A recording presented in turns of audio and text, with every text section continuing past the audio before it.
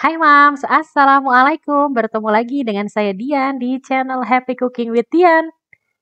Oke Mams, kali ini saya akan berbagi menu resep masakan keluarga. Kali ini saya akan membuat oseng-oseng kentang tempe cabai hijau. Nah, bahannya di sini ya, bahannya murah, harganya, kemudian juga mudah didapat, dan yang pasti rasanya enak banget. Oseng-oseng ini biasa disajikan keluarga di daerah Wonogiri. Nah, Mams, kalau penasaran seperti apa sih rasanya oseng-oseng kentang tempe ini dengan cabai hijau? Seenak apa dan bagaimana cara membuatnya? Mams harus nonton videonya sampai selesai ya. Yuk kita simak videonya sama-sama.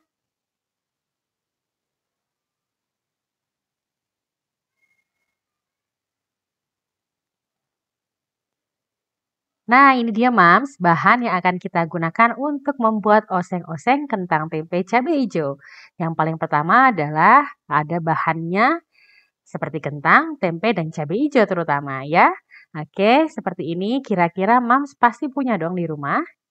Yuk kita absen sama-sama apa aja sih bahan-bahan membuat oseng kentang cabai hijau asli dari Wonogiri.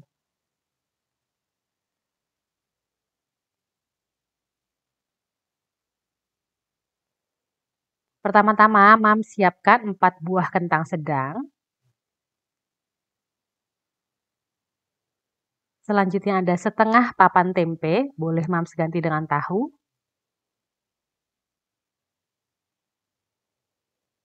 Selanjutnya ada 100 gram cabai hijau. Biasanya di sini cabai hijaunya lebih banyak ya. Kemudian 4 buah bawang merah dan 3 buah bawang putih. Kemudian ditambah dengan lengkuas dan daun salam. Untuk seasoningnya ada 1 sendok teh gula jawa, setengah sendok teh garam, setengah sendok teh penyedap, dan 1 sendok teh bawang goreng.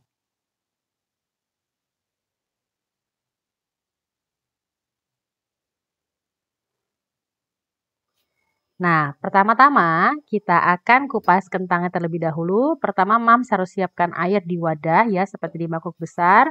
Kemudian setelah dikupas kentangnya direndam di air supaya kentangnya tidak browning atau tidak berubah warna menjadi coklat atau tidak teroksidasi. Kupas kentangnya sampai selesai.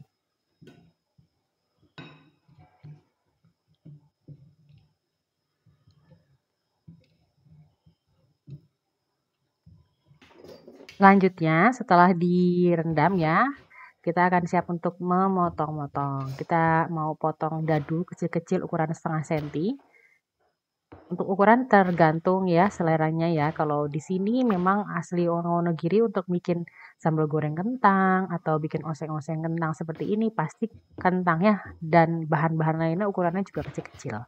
Nggak tahu kenapa itu. Beda sama di Jawa Timur. Kalau bikin sambal goreng kentang pasti kentangnya ukurannya gede-gede.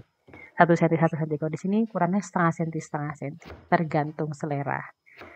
Oke, dipotong dadu kentangnya sampai dengan selesai.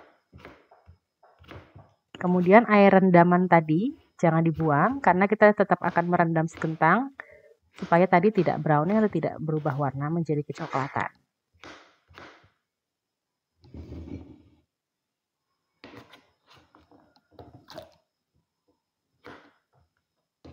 Potongan kentang dimasukkan kembali ke air ya yang semula.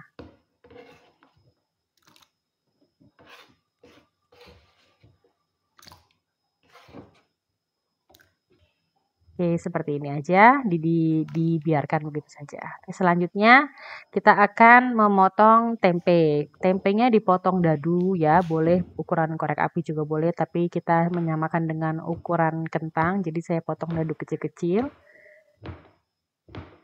Untuk kentang 4 buah dan tempe separuh ini kurang lebih untuk 4 porsi ya, 4 sampai 5 porsi masakan. Jadi kalau satu keluarga mau makan siang bisa bikin ini sekali untuk 4 sampai 5 orang.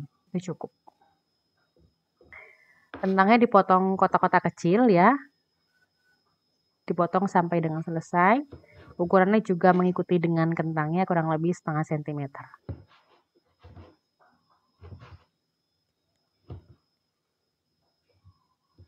Kalau di Wonogiri, oseng-oseng itu identik dengan cabai hijau. Jadi biasanya cabai hijaunya juga jumlahnya pasti lebih banyak ya. Jadi warnanya didominasi oleh cabai hijau. Kebetulan karena saya punya anak-anak yang belum bisa terlalu pedas ya, jadi saya pakai cabainya sesuai aja.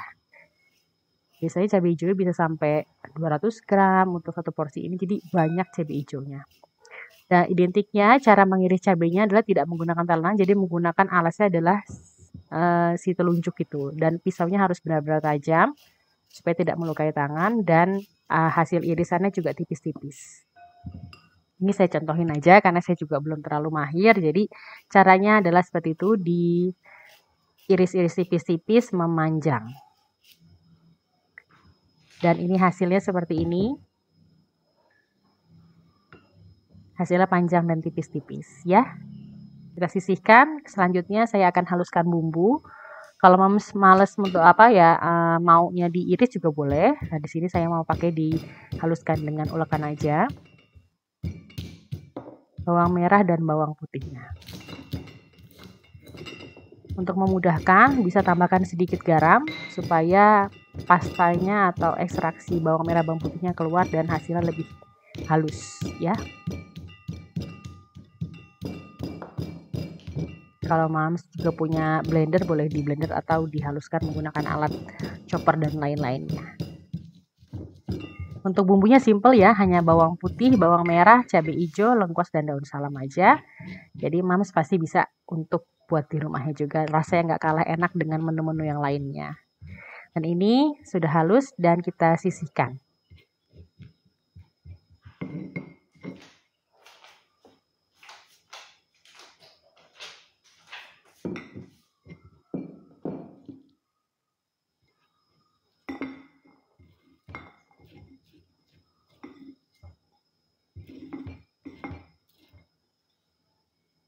Ya, seperti ini aja ya. Oke, selanjutnya kita siap untuk memasak. Ya, pertama-tama adalah siapkan wajan, kemudian diisi minyak agak banyak. Panaskan sampai dia panas minyaknya, kemudian goreng kentang dalam kondisi minyak yang panas. Kemudian kecilkan apinya kalau kulitnya sudah mulai mengering supaya dalamnya juga matang. Kentangnya digoreng sampai kuning keemasan atau sampai buih-buihnya ini di minyaknya itu berkurang dan tekstur kentangnya menjadi lebih mengecil atau menciut gitu ya. Nah, sampai seperti ini, sampai mengambang dan buih-buihnya menjadi berkurang, tandanya kentangnya ini dalamnya garing, luarnya juga garing. Oke, kita sisihkan. Selanjutnya di minyak yang sama, kita akan menggoreng tempe. Tempenya digoreng tidak usah terlalu kering ya, karena nggak mau bikin kering tempe. Kita goreng sampai ke kuning kemasan aja, sampai kulitnya sedikit bertekstur.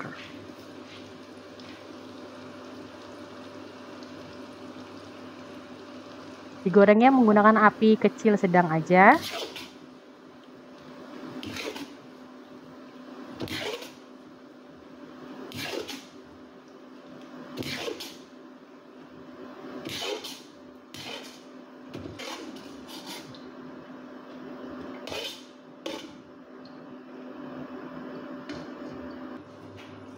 Seperti ini.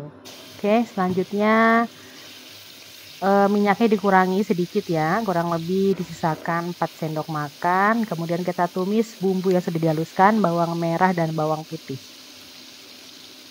Kemudian ditambahkan dengan lengkuas dan daun salam. Ditumisnya pakai api sedang kecil aja supaya nggak gosong. Oke, ditumis sampai seperti ini, agak garing ya.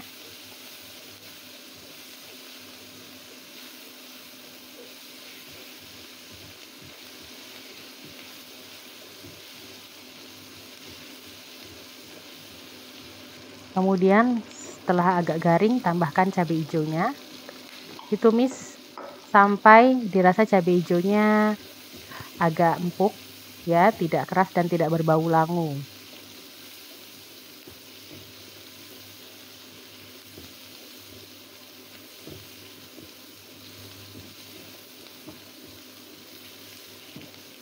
Ditumis saja sampai benar-benar agak layu ya dan tidak berbau langu. Boleh ditambahkan dengan sedikit air seperti ini, kemudian ditambahkan seasoningnya, ada gula jawa atau gula merah, kemudian ada penyedap rasa, dan ada garam. Untuk takarannya sudah sesuai ya, jadi Mams harus ikutin untuk porsi yang saya sediakan kali ini. Saya masak hari ini.